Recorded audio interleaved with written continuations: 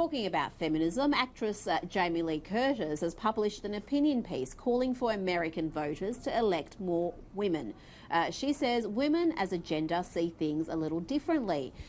Partly, she says, that's because most women, 86% of them, will be mothers, and mothers care about the environment that their children are growing up in, about the education that their children are going to get, about the reproductive right of women, and about violence and gun control.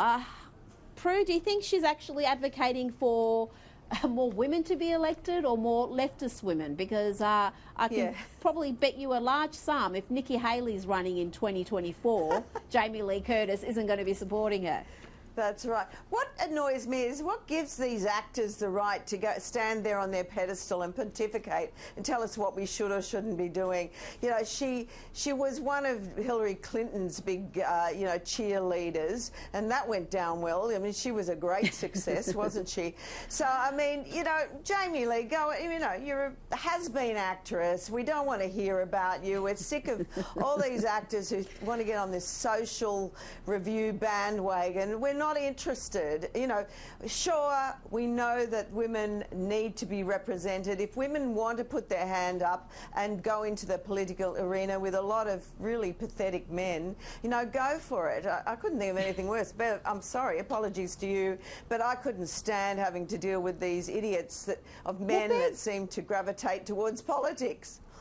Well, Bev, you are one of the few Victorian Liberal women who are in state parliament. The last election was a bit of a massacre. There.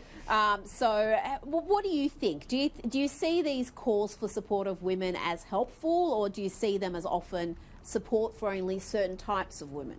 Oh, absolutely, that's the case, Rita. I'm certainly not into identity politics, virtue signalling and political correctness. Absolutely not. And I thought that quote was incredibly biased. Does she think men and fathers are not interested in their children? They're not interested in the environment?